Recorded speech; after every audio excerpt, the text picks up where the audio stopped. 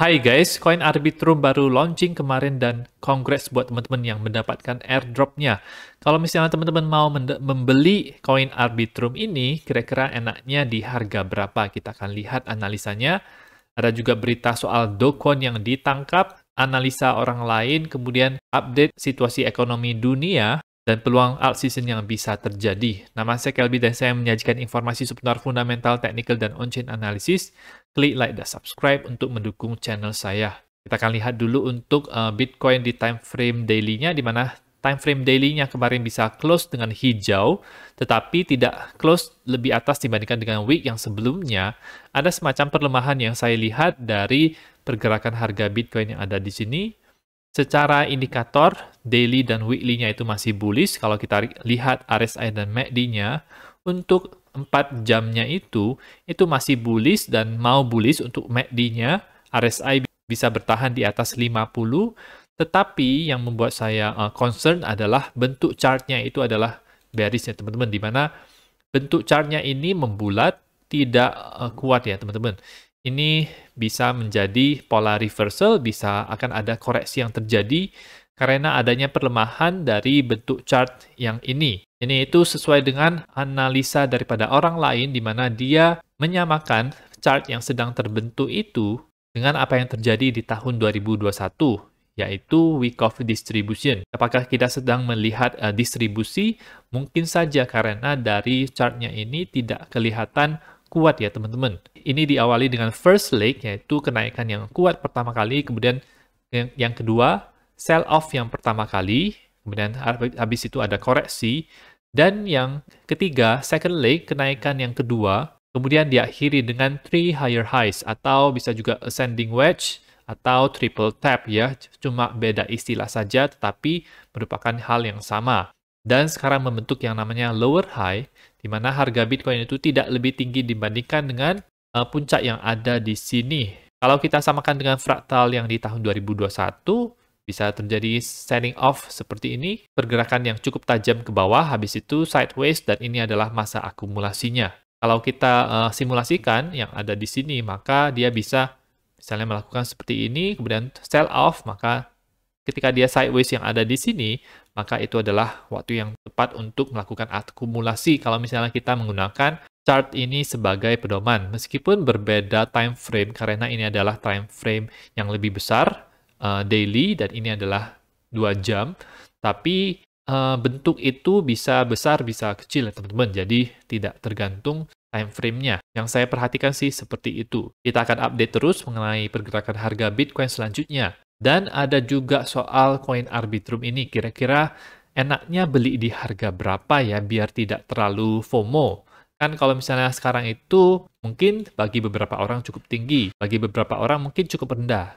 Nah, kita pelajari kalau misalnya koin itu baru di airdrop, baru di launching, apalagi di listing di banyak sekali exchange, ada di KuCoin, OKX, Binance, Huobi, berbagai exchange, ada Bybit, Bitget juga. Semua exchange utama yang ada di dunia itu kalau di KuCoin sendiri itu harganya bisa sampai ke $10, tapi ini juga tidak pasti, hanya sedikit sekali yang bisa menjual di sini, jadi tidak usah terlalu takut kalau misalnya teman-teman punya koin Arbitrum-nya tetapi nggak bisa jual di sini.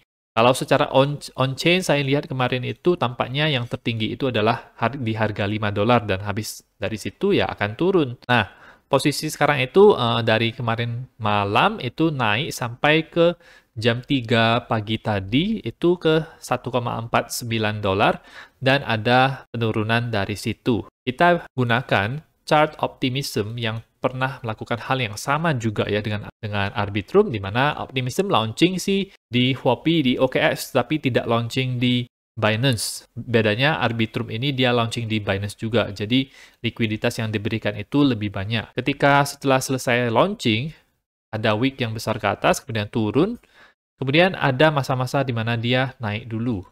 Dan ini sama dengan apa yang dilakukan oleh Arbitrum ini.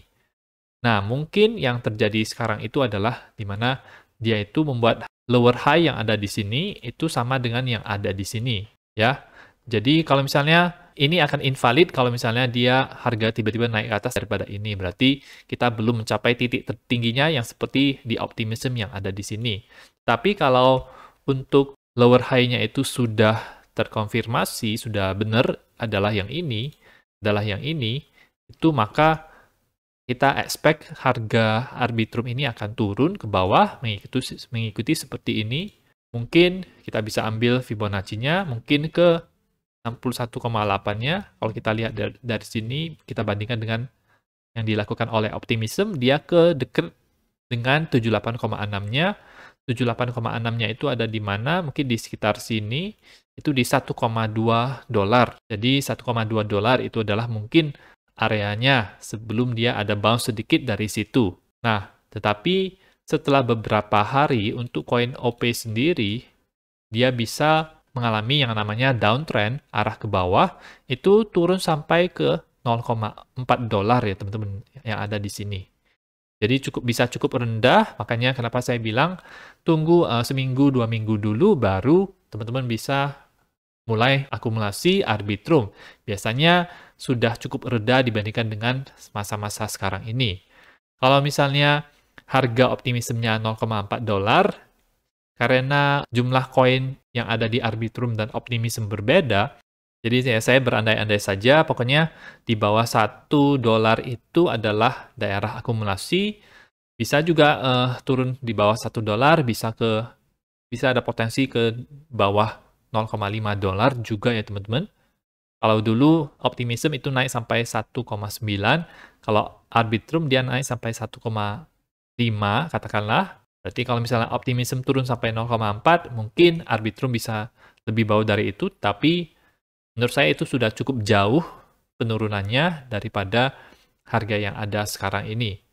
Jadi saya batasi saja harga 1 dolar itu di bawah 1 dolar adalah daerah akumulasi yang menurut saya cukup enak untuk investasi jangka panjang ya teman-teman.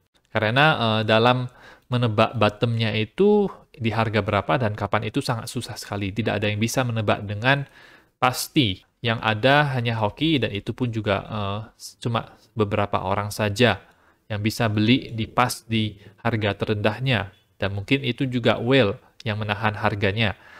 Jadi di bawah 1 dolar menurut saya ini adalah harga yang cukup menarik untuk koin Arbitrum. Kalau teman-teman yakin dengan fundamental Arbitrum sendiri.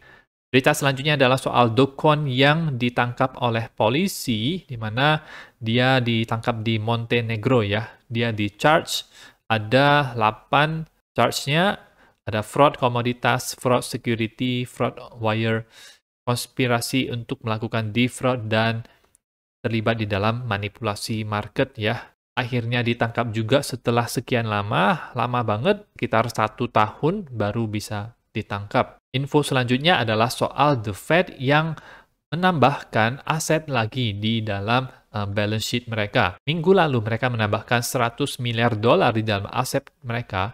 60% quantitative tightening yang mereka lakukan di tahun 2022 ini sudah dibalik ya. Jadi quantitative tightening adalah mereka menjual aset-asetnya, tidak menambah aset, tapi udah balik 60%, tinggal 200 miliar dolar sampai ke titik tertingginya.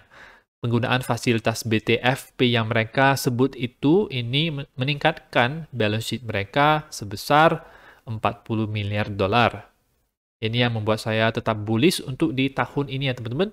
Dan inflasi juga kemungkinan besar akan turun drastis di bulan April. Biasanya sih begitu.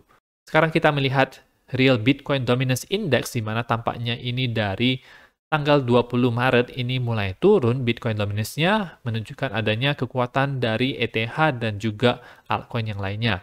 Tanpa perhitungan ETH, tidak terlalu curam ya teman-teman, hanya turun sedikit saja, berarti ini ada porsi ETH yang memberikan dampak lebih besar terhadap penurunan Bitcoin dominance di sini. Saya yakin dalam minggu-minggu ke depan akan dimulai alt season, dan puncaknya itu di sekitar bulan Juni, Juli, atau Agustus ya, di antara 3 bulan itu kalau misalnya kita lihat sejarahnya. Dan dari analisa orang lain juga, menurut dia altcoin itu sebentar lagi akan launching naik ke atas harganya. Sangat dekat sekali dengan resistance yang bisa di breakout. Ini adalah chart 2 bulanan, total market cap Ethereum dan altcoin, jadi ini termasuk Ethereum. RSI dan RSI MA ini pas ada di sini. Kalau misalnya tembus ke atas, maka ini akan bullish untuk altcoin. Kita lihat juga di sini dia menggambar garis resistance yang ada di sini, tembus di atas itu juga akan menunjukkan kalau akan bullish ya teman-teman. Jadi dia juga yakin akan terjadi alt season di beberapa minggu ke depan. Dan terakhir saya akan menutup dengan adanya postingan dari beberapa project crypto yang cukup menjanjikan seperti Orbiter Finance dan zCasing juga ya teman-teman. Kemungkinan ini zCasing mau meluncurkan mainnet-nya. Nah, ketika mereka meluncurkan mainnet tersebut, apakah akan ada airdrop? Menurut saya belum, karena dekat sekali dengan airdrop Arbitrum, menurut saya akan mainnet-nya dulu.